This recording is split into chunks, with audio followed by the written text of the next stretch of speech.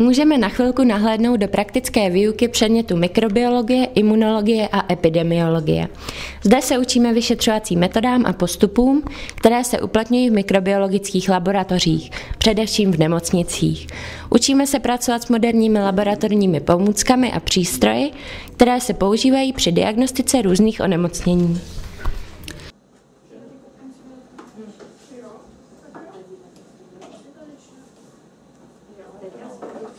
Nedotýkáme se toho každodenního na tom kopu.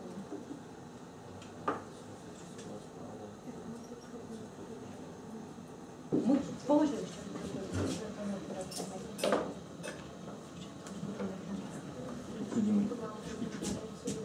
Ne, budeš potřebovat nabavit. Musí tam něco být. Máš velký pipet všechno. Je to ono.